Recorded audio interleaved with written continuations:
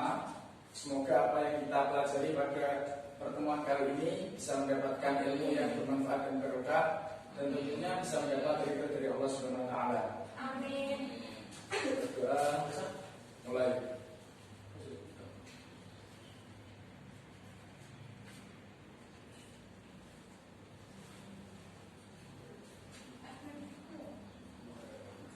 Ya, terima kasih. Bapak sambil duduk gak apa-apa ya? Iya, Pak.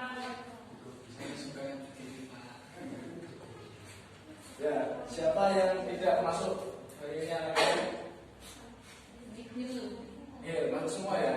Alhamdulillah, senang sekali pas kita bisa mikir seperti ini. Iya, Pak. Mas kita baik-baik kok. Alhamdulillah ya Allah. Ya, kemarin kita sudah belajar tentang apa anak-anak? Ada yang masih ingat pelajaran kemarin? Akhlak terpuji, Pak. Akhlak terpuji. Kemarin loh, baru kemarin kok yang lupa. Akhlak terpuji, Pak. Itu kan akhlak terpuji kan 3 minggu yang lalu. 1 minggu yang lalu kan kita belajar mengenai akhlak tercela. Apa yang kita pelajari kemarin? Yaitu hasad dan dendam. Ya kan, masih ingat kan? Oh iya, Pak. Ya, pada pertemuan kali ini kita akan belajar tentang ghibah. Ada yang tahu ghibah? Rasanya dibiarkan, Pak. Rasanya mau dibiarkan. Oke, bagus sekali. Ya, jadi ghibah itu benar seperti yang dikatakan Mas Umar tadi, yaitu cara kalau menurut bahasa Jawa ya rasangi orang seperti itu. Kalau Indonesianya lebih mudahnya ya membicarakan orang tanpa sepengetahuan orang yang dibicarakan, seperti itu ya. Ya, tujuan dari pembelajaran kita kali ini supaya kita semua tahu lebih banyak mengenai apa itu ghibah, terus bagaimana bentuk-bentuk ghibah, dan kita bisa menghindari perilaku ghibah pada kehidupan sehari-hari kita. Seperti itu ya, anak. Lalu materi ghibah ini kaitannya dengan yang kita pelajari kemarin apa? Ada yang tahu? Kaitannya sama hasad dan dendam. Sama-sama akhlak tercela, Pak. Bagus sekali. Ya, ghibah ini sama-sama akhlak tercela. Kan kemarin kita sudah membahas atau mempelajari mengenai hasad dan dendam. Sekarang ghibah. Nah, ini sama-sama akhlak tercela.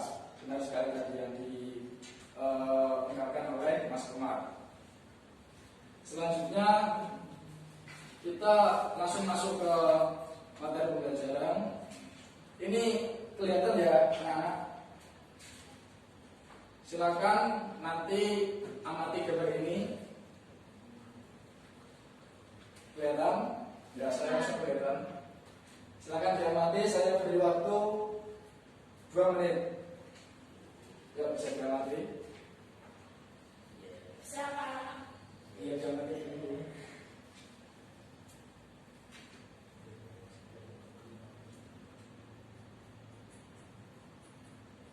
Ya, saya kira 2 menit sudah berlalu. Sekarang silakan anak-anak bisa bertanya mengenai gambar yang ada di depan ini. Silakan ya, mau bertanya ya. Tunjuk tangan dulu, angkat tangan maksudnya. Ya, silakan. Mbak kita. Maksud dari gambar tersebut apa sih, Pak? Maksud dari gambar tersebut apa? Oke, ada yang mau tanya lagi? Ayo, yang mau tanya lagi yuk. Saya, Pak. Mana? Tunjuk tangan. Angkat tangan. Ya, silakan yuk. Mengapa kedua orang di belakang tersebut bisik-bisik, Pak? Mengapa kedua orang di belakang tersebut berbisik-bisik? Ada yang bertanya lagi? Ya, ada ya? Ya, 2 pertanyaan saya kira cukup. Bapak, ini dulu ya, ansih dulu pertanyaannya. Tadi ada 2 pertanyaan mengenai gambar tadi. Yang pertama dari Mbak Ita, apa maksud dari gambar tersebut? Dan yang kedua dari Mbak Bibra tadi, mengapa kedua orang di belakang dari gambar tersebut berbisik-bisik, seperti itu ya? Iya, Pak. Ya, sebelum Bapak menjawab pertanyaan, Bapak akan sedikit menjelaskan materi tentang ghibah yang yang akan kita pelajari pada pertemuan kali ini. Pengertian hibah. Hibah tadi secara singkatnya sudah ada yang tahu, yaitu membicarakan seseorang di belakang tanpa pengetahuan orang yang dibicarakan tersebut. Ada juga yang mengatakan bahwa hibah ini sama dengan menggunjing, yaitu membicarakan atau mengatakan sesuatu yang tidak disukai orang atau kelompok lain, baik tentang fisik, keturunan, akhlak, aib, dan keburukan yang kadang hal tersebut tidak berdasarkan bukti atau belum tentu kebenarannya. Seperti itu. Bisa dipahami ya mengenai pengertian hibah? Siapa? Ya. Lanjut, contoh perbuatan hibah. Di sini ada 4 macam perbuatan hibah. Nah, yang saya ada 4 macam, yaitu membicarakan melalui ucapan atau lisan, membicarakan melalui gerakan tubuh, lalu membicarakan melalui media massa atau bisa lewat HP, maksudnya WA, Facebook, lalu dan lain sebagainya. Lalu ada juga membicarakan orang lain lewat bahasa isyarat, kayak misalnya kedipan mata kayak gini. Nah, ini ada satu contoh membicarakan keburukan orang lain melalui ucapan atau lisan. Misalnya ada ibu-ibu sedang berbelanja. Nah, ini ibu-ibu ini bersama-sama membicarakan tetangganya yang tidak pernah sholat misalnya. Seperti itu. Itu termasuk bentuk hibah yang ucapan atau lisan. Lanjut, dalil hibah. Dalil hibah ini tercantum di dalam surat Al-Hujurat ayat 12. Ada yang tahu bunyinya seperti apa? Mas Umar kayak yang tahu? Ayo coba dibaca Mas Umar. Al-Hujurat ayat 12. Bismillahirrahmanirrahim. Ya ayyuhalladzina amanu istanibu katsiran min zanni ba'da zanni ismun wa la tajassasu wa la ya'tadu ba'dukum ba'da. Ayuhibbu ahadukum an ya'kula lahma akhihi maitan fakarihtum wa taqullaha innallaha tawwabur rahim. Ya, bagus sekali Mas Umar. Ada yang tahu artinya? Saya Pak. Silakan bisa dibacakan sekalian artinya, Mas. Wahai orang-orang yang beriman, jauhlah banyak prasangka. Sesungguhnya sebagian prasangka itu dosa. Janganlah kamu mencari kesalahan orang lain, dan jangan di antara kalian memuji sebagian yang lainnya. Apakah di antara kalian suka memakan daging saudaranya yang sudah mati? Tentu kalian akan merasa jijik. Bertakwalah kalian pada Allah. Sesungguhnya Allah Maha menerima taubat dari Maha Penyayang dan Maha Penyayang. Surah Al-Hujurat ayat 12. Ya, terima kasih Mas Umar. Benar sekali, dari ayat tersebut menyuruh kita untuk menjauhi perbuatan hibah atau membicarakan seseorang, karena perbuatan tersebut ibarat kita memakan daging saudara kita sendiri yang sudah mati, seperti itu.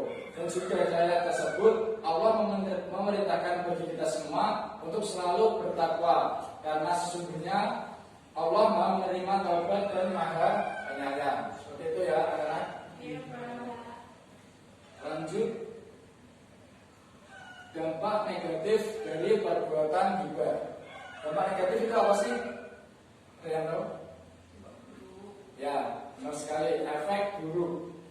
Nah, di sini Bapak ada menyebutkan 3 dampak negatif dari perbuatan hibah, yaitu yang pertama dapat membawa dampak buruk bagi pelaku dan masyarakat. Yang kedua, dapat memicu permusuhan di kalangan masyarakat. Yang ketiga, dapat menjadi pangkal menjalannya sebuah fitnah dan akan mendapatkan dosa besar. Jadi gibah ini berdampak buruk bagi diri sendiri, juga berdampak buruk bagi orang lain atau orang Selain itu, pelaku ghibah, perilaku ghibah ini juga akan menimbulkan dosa. Seperti itu ya. Jadi kalau anak-anak semua melakukan ghibah, ya siap-siap dapat dosa. Yang dosa tersebut nantinya akan dibalas oleh Allah dengan hukuman-hukuman yang sudah ditentukan. Seperti itu ya. Lanjut. Cara menghindari perbuatan ghibah. Nah, di sini ada beberapa cara untuk menghindari perbuatan ghibah. Yang pertama, menghindarkan diri dari sikap curiga kepada sesama teman. Jadi kita sesama teman kita nggak boleh saling curiga seperti itu. Lalu memperkerat tali ukhuwah atau persaudaraan Islamiyah. Sesama teman kita harus memperkuat tali persaudaraan kita. Jangan saling membenci, ya. Terus yang terakhir, mudah minta maaf dan memberi maaf kepada orang lain. Nah, ketika kita punya salah atau teman kita punya salah, cepat-cepatlah meminta maaf kepada teman-teman kita. Atau bila teman kita minta maaf kepada kita, jangan sampai kita tidak memaafkan, harus segera memaafkannya. Seperti itu ya. Nah, dari materi yang sudah Bapak sampaikan tadi, apakah bisa dipahami? Insya Allah Pak. Terus ini bisa paham ya? Paham, Pak. Oke, kalau sudah paham, silakan diskusikan apa yang ada di depan ini. Ini nanti diskusinya buat praktek atau simulasi perbuatan ghibah. Di sini saya akan membagi dua kelompok. Yang satu kelompoknya terdiri dari 3 orang. Ini kelompok pertama 3 orang. Terus ini kelompok kedua 3 orang. Silakan diskusikan dengan kelompoknya apa yang sudah Bapak cantumkan di laptop ini. Silakan. Ini maksudnya saya Bapak jelaskan sedikit ya. A, B, C ini maksudnya subjeknya atau orangnya. Nanti kan kalian bertiga, jadi ada yang menjadi A, ada yang menjadi B, dan ada yang menjadi C. Seperti itu ya.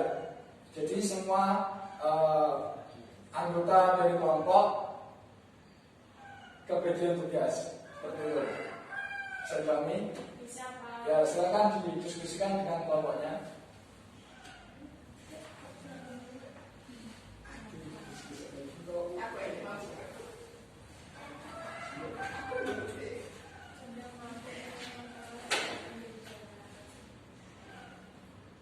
Ayo, bisa didiskusikan.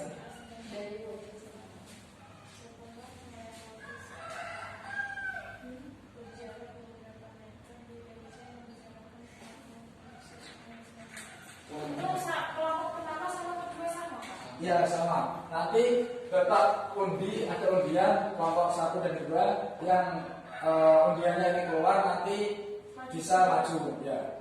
Jadi nggak usah semuanya maju untuk mempersingkat waktu lah.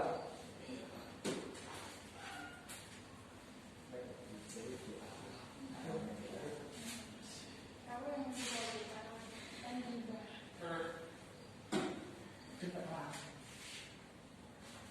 Berapa menit, Pak, diskusinya?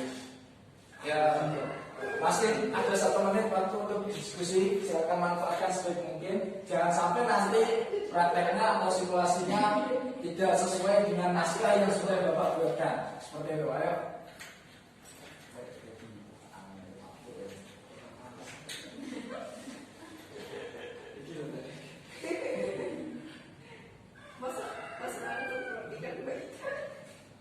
Ya, waktunya sudah cukup ya.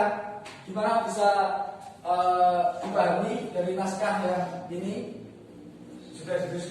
Sudah didiskusikan tadi ya. Nah, silakan ini nanti ada 2 nomor. Ini saya beri nomor 1, ini nomor 2. Nah, dari kedua ini nanti saya ambil 1 dan yang keluar nanti silakan mensimulasikan atau mempraktekkan di depan. Seperti itu ya. Ini adil ya, cuma 2. Yang ambil Bapak sendiri, oke? Ya, ini udah Bapak ambil. Dan yang keluar kelompok 2. 21. 2 ini. Bawahnya itu? Enggak, ini gambar dari bukunya. Bilang lagi, bilang lagi. Enggak bisa, ini sih. Ketetapan dari saya. Ya, silakan kelompok 2 untuk mensimulasikan.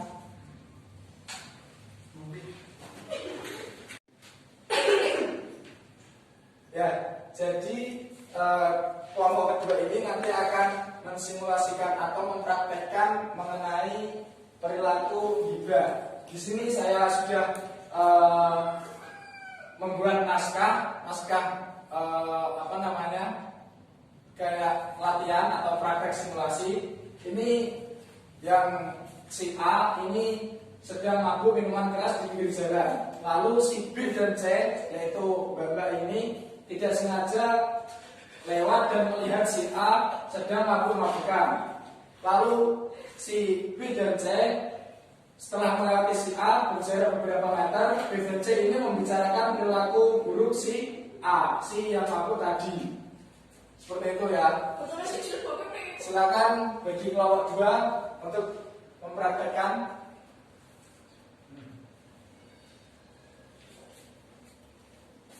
Ya, ini si A lagi mabuk ceritanya.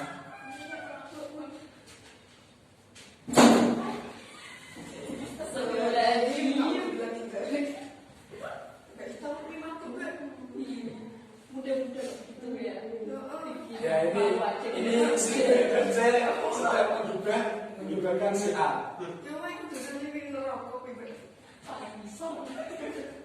Ya, makanya cukup apa? Saya kira cukup kasih teman Anda buat teman-teman dari kelompok 2.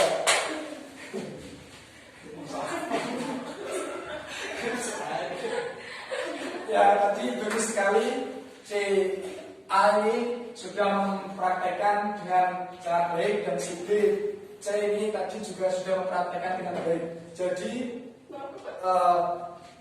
kesimpulannya bahwa ghibah merupakan akhlak atau perilaku tercela yang dilakukan sekelompok orang terhadap orang lain dengan maksud membicarakan orang lain tersebut, baik melalui ucapan maupun tindakan anggota badan yang melakukannya termasuk atau tercatat sebagai perbuatan dosa. Seperti itu ya. Gimana? Masih ada yang kurang jelas bisa ditanyakan? Sudah jelas ya? Membicarakan orang perilaku baik itu termasuk juga atau enggak, Pak? Membicarakan orang Yang maksudnya membicarakan kebaikan orang lain seperti itu. Iya. Ya, itu juga termasuk ghibah ketika si orang lain itu tidak ada di atau tidak mengetahui pembicaraan tersebut. Dan apabila si si orang yang dibicarakan ini tahu kalau dia dibicarakan, apabila si yang dibicarakan ini kok tidak terima, itu ya tidak ridho, itu bisa menyebabkan dosa kepada yang membicarakan atau yang menggibahkan. Tetapi jika si yang dibicarakan ini dalam artian tidak apa-apa, dalam artian nggak ada permasalahan, itu nggak masalah, dibicarakan baik-baiknya seperti itu. Bisa dipahami ya? berarti kalau ridho nggak dosa ya, Pak? Iya, nggak dosa. Insya Allah nggak dosa. Oke, Pak. Makasih. Tapi kalau misalnya itu kita membicarakan kebaikannya itu untuk menjadikan kaca perbandingan untuk kehidupan kita itu nggak boleh, Pak. Kan seandainya Mas Umar ini orangnya soleh, tidak ke masjid gitu, kan kita membicarakan kebaikan-kebaikannya untuk keseharian kita gitu loh, Pak. Iya, boleh, asalkan si Mas Umarnya ini ridho. Anda membicarakan Mas Umarnya ridho, ini nggak masalah. Tetapi kalau Mas Umarnya ini tidak ridho, dalam artian ketika mendengar kok sakit hati atau tidak rela dibicarakan, walaupun yang dibicarakan itu baiknya, tetap saja hal tersebut termasuk ghibah. Tidak boleh seperti itu ya. Iya, Pak. Ya, saya kira memahamkan ya pembelajaran mengenai ghibah pada pertemuan kali ini. Iya.